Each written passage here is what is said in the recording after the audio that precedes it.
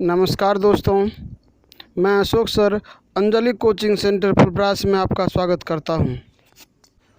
Friends, आज की class शुरू करने से पहले आपसे एक छोटी सी रिक्वेस्ट है कि यदि आप इस चैनल पर पहली बार आए हैं तो चैनल को सब्सक्राइब करके बेल आइकन को दबा दें, जिससे आगे आने वाले वीडियो का नोटिफिकेशन आपको मिल सके। तो चलिए समय न गंवाते हुए शुरू करते हैं आज का क्लास। 12th क्लास की फिजिक्स के पहले चैप्टर के ऑब्जेक्टिव क्वेश्चन को पढ़ेंगे। तो फ्रेंड्स, समय ना गंवाते हुए चलते हैं अपने क्वेश्चन पर। पहला क्वेश्चन, रेखीय आवेश घनत्व का एसआई मात्रक होता है। रेखीय आवेश घनत्व का एसआई मात्रक होता है। आंसर होगा कूलाम पर मीटर। आंसर होगा कूलाम पर मीटर। दूसरा क्वेश्चन है, निम्न में से कौन एक अदिश राशि है। निम्न में से कौन एक अदिश राशि है। आंसर होगा विद्युत फ्लक्स। आंसर होगा विद्युत फ्लक्स।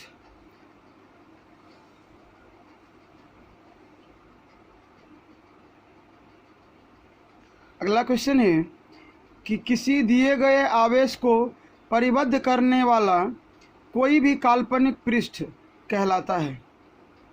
किसी दिए गए आवेश को परिबद्ध करने वाला कोई भी काल्पनिक पृष्ठ कहलाता है। आंसर होगा गॉसीय पृष्ठ। आंसर होगा गॉसीय पृष्ठ। अगला क्वेश्चन, गोले के केंद्र पर अंतरित धन कोण का मात्रक होता है। गोले के केंद्र पर अंतरित घन कोण का मात्रक होता है स्टेरेडियन। आंसर होगा स्टेरेडियन। अगला क्वेश्चन, प्रतिध्वनि सुनने के लिए न्यूनतम दूरी मीटर में कितनी होती है।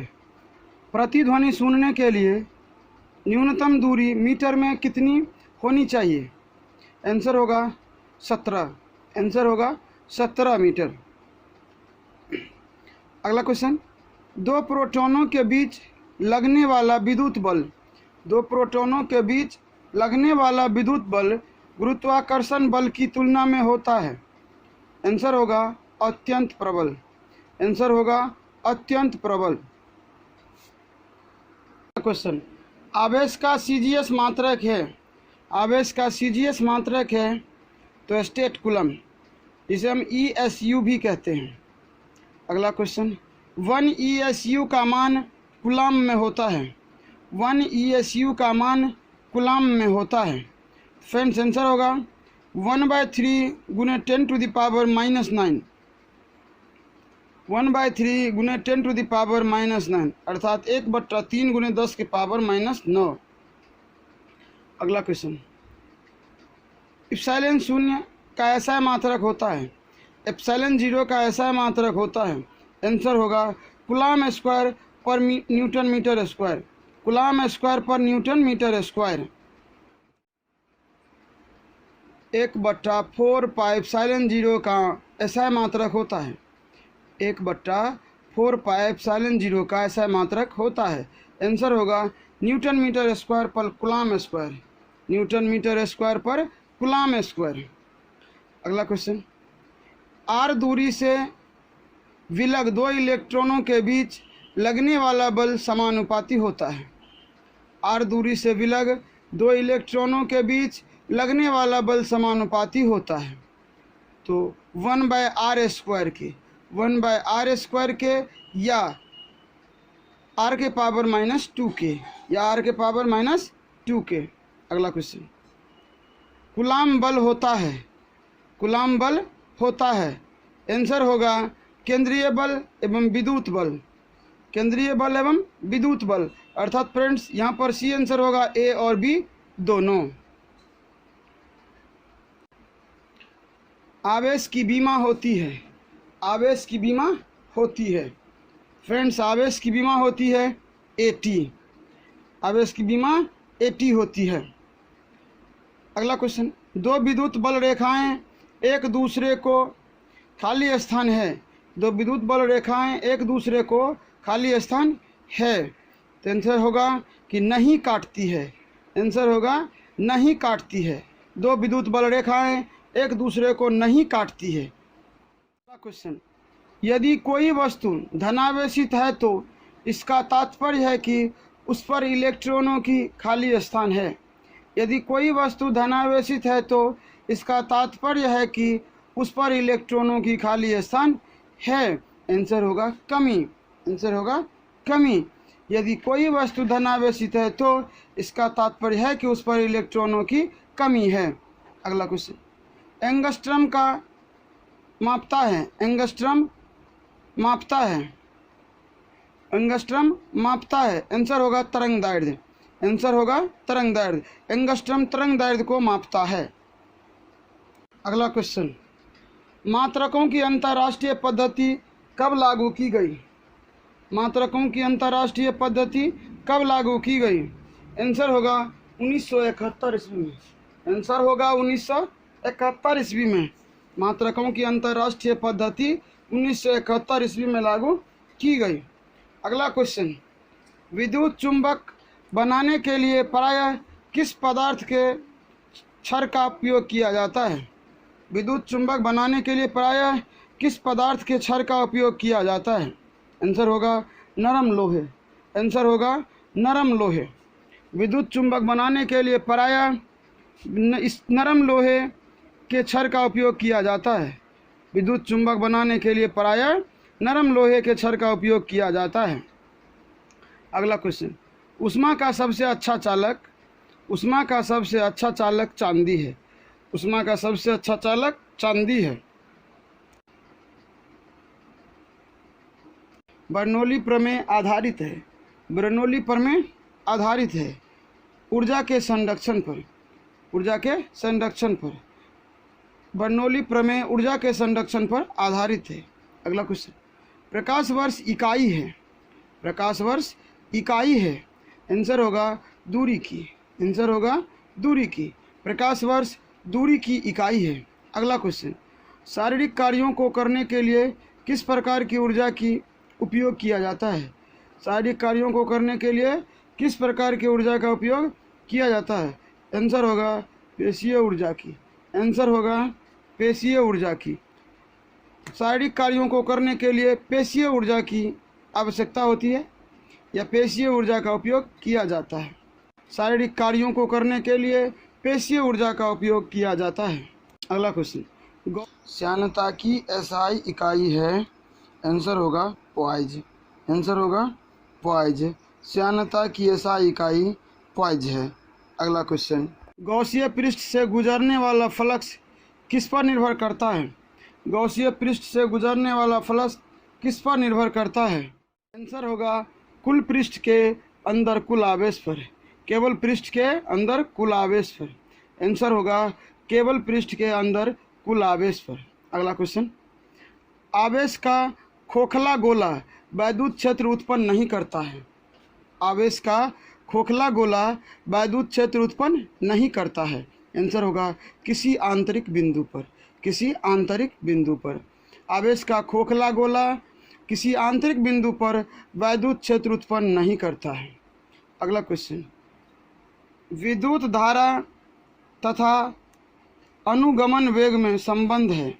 विद्युत धारा तथा अनुगमन वेग में संबंध है। तो विद्युत धारा तथा अनुगमन वेग में I बराबर JNEVD का संबंध है। JNEVD का संबंध है। आंसर होगा ए। आंसर होगा ए। अगला क्वेश्चन, किसी चालक के संवहन वेग VD तथा आरोपित क्षेत्र E के बीच संबंध स्थापित करें। किसी चालक के संवहन वेग VD तथा आरोपित विद्युत क्षेत्र E के बीच संबंध स्थापित करें। आंसर होगा VD समानुपाती E।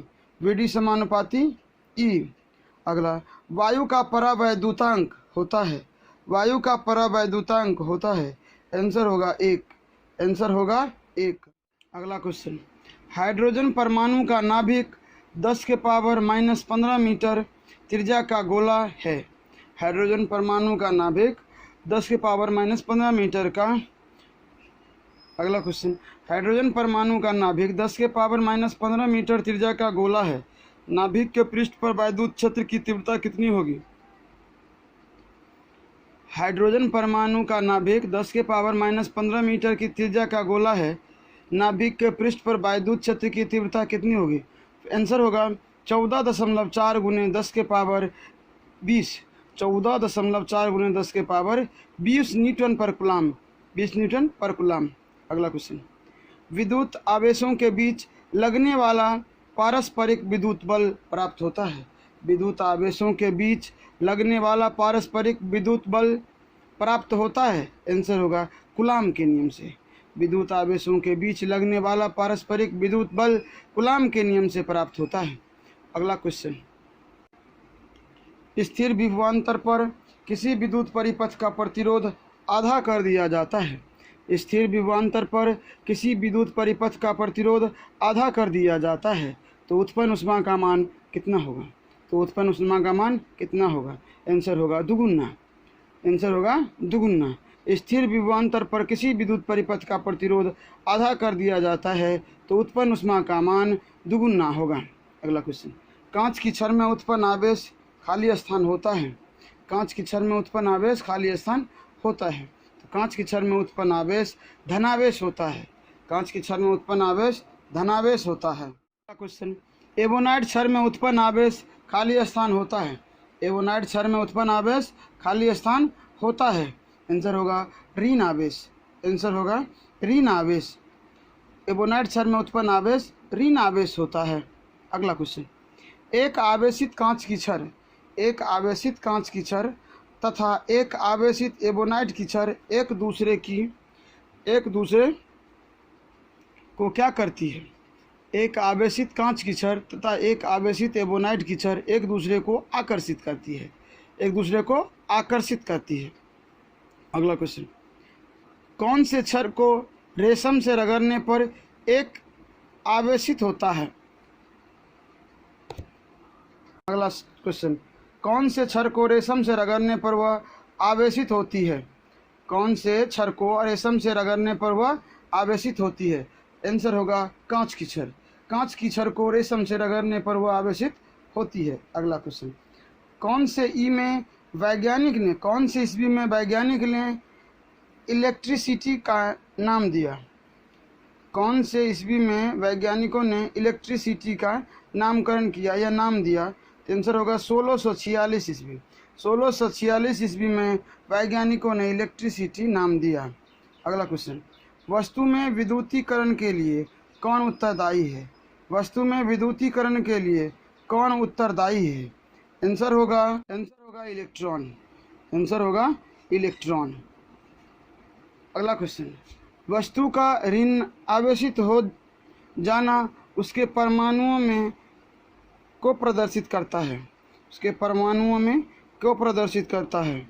वस्तु का ऋण आवेशित हो जाना उसके परमाणुओं में को प्रदर्शित करता है वह इलेक्ट्रॉन की अधिकता। आंसर होगा इलेक्ट्रॉन की अधिकता।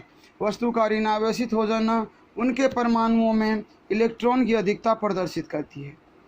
अगला क्वेश्चन, आवेश की न्यूनतम मात्रा को किसके द्वारा प्रदर्शित किया जाता है? आवेश की न्यूनतम मात्रा को किसके द्वारा प्रदर्शित किया जाता है? आंसर होगा E बराबर 1.6 × 10 के पावर -19 कूलाम। E बराबर 1.6 × 10 के पावर -19 कूलाम। अगला क्वेश्चन, आवेश की न्यूनतम संभव मात्रा को क्या कहते हैं? आवेश की न्यूनतम संभव मात्रा को क्या कहते हैं? आंसर होगा मूल आवेश।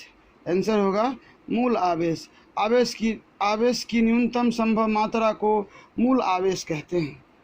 अगला क्वेश्चन, कूलाम का नियम अपने अदिश स्वरूप की अपेक्षा कौन से स्वरूप में अधिक जानकारी प्रदान करता है? कूलाम का नियम अपने अदिश स्वरूप की अपेक्षा कौन से स्वरूप में अधिक जानकारी प्रदान करता है? आंसर होगा सदिश रूप में। आंसर होगा सदिश रूप में। विद्युत क्षेत्र की तीव्रता। विद्युत क्षेत्र की तीव्रता E बराबर F/Q होती है। E बराबर F/Q होती है। अगला क्वेश्चन, कौन सा बल गुरुत्वाकर्षण बल की तुलना में अत्यंत प्रबल होता है? कौन सा बल गुरुत्वाकर्षण बल की तुलना में अत्यंत प्रबल होता है? आंसर होगा विद्युत बल। आंसर होगा विद्युत बल। विद्युत बल गुरुत्वाकर्षण बल की तुलना में अत्यंत प्रबल होता है। अगला क्वेश्चन, यदि आवेशों के परिमाण यदि आवेशों के परिमाण -q तथा +q हो तथा उनके बीच की दूरी 2l हो तो विद्युत द्विध्रुव का आघूर्ण कितना होगा? तो विद्युत द्विध्रुव का आघूर्ण कितना होगा? आंसर होगा P बराबर Q इंटू 2l। अगला क्वेश्चन, गुरुत्वाकर्षण बल किस प्रकार का होता है? गुरुत्वाकर्षण बल किस प्रकार का होता है? आंसर होगा आकर्षणात्मक। आंसर होगा आकर्षणात्मक। आकर्षणात्मक गुरुत्वाकर्षण बल होता है। अगला क्वेश्चन, विद्युत क्षेत्र आवेशों के किसी निकाय के विद्युत पर्यावरण को क्या करने का एक उपाय है? विद्युत क्षेत्र आवेशों के किसी निकाय के विद्युत पर्यावरण को क्या करने का एक उपाय है? परिलक्षित करने का। आंसर होगा परिलक्षित करने का एक उपाय है। आवेश के आयतन घनत्व का मात्रक, आवेश के आयतन घनत्व का मात्रक कूलाम मीटर पर क्यूब होती है। कूलाम पर मीटर क्यूब होती है। कूलाम पर मीटर क्यूब होती है।